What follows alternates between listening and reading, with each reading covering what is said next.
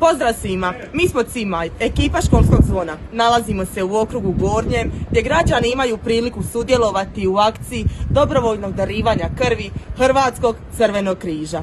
Ovaj humani čin može spasiti živote, a mnogi su se odazvali kako bi pomogli potrebitima. Pogledajmo kako izgleda današnja akcija.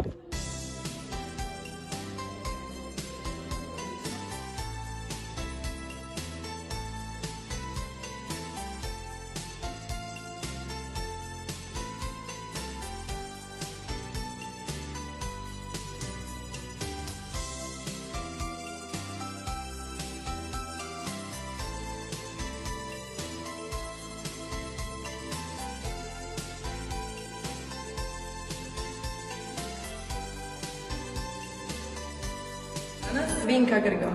Možete li nam reći koje zdravstvene uvjete osoba mora zadovoljiti da bi mogla darivati krv? Osoba prije svega mora biti zdrava, tjelesne težine iznad 55 kg, ali ta tjelesna težina mora biti proporcionalna tjelesnoj visini. Također osoba bi trebala imati tjelesnu temperaturu ispod 37 stupnjeva, dobar krvni tlak i dobar hemoglobin. Koji razlozi mogu spriječiti nekoga da daruje krv?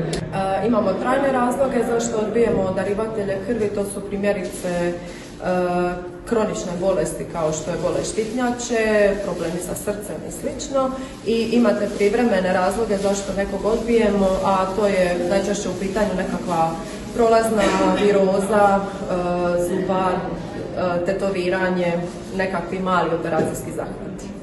Koliko često osoba može darivati krv? Muškarci daruju krv 4 puta godišnje, dakle svaka 3 mjeseca, a žene svaka 4 mjeseca, odnosno 3 puta godišnje. Jesu li ljudi koji uzimaju određene lijekove ili imaju kronične bolesti uvijek isključeni ili postoji individualna procjena? Pa postoji individualna procjena, zato bi bilo najbolje doći na naše terenske akcije ili na transfuziju Split, gdje zapravo liječnici naprave fizikalni pregled i obave razgovor s vama, tako da imamo i nekih darivatelja koji primjerice uzimaju terapiju za visoki krvni tlak, ali mogućnosti su darovati. S nama je Milan Gašpić. Što vas je potaknulo da danas darujete krv?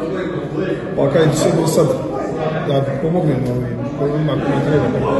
Koliko puta ste do sada darovali krv? Do sada sam da 70, hoće biti 71 put. I što biste poručili drugima koji možda još nisu darovali krv? Pa neka probaju pa da vidim da se svidim da neka daju krv. Danas je s nama Nina. Šta vas je potaknulo da danas darujete krv? Mene je potakao Don Doma.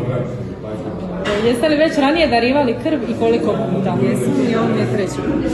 Što biste poručili drugima koji možda još nisu darivali krv? Da probaju, jer je ovo jedna divna gesta. Akcija dobrovoljnog darivanja krvi pokazala je koliko mali čin dobrote može imati veliki utjecaj. Građani su svojim sudjelovanjem pokazali solidarnost i želju da pomognu drugima, a medicinsko osoblje pobrinulo se da cijeli proces bude siguran i ugodan.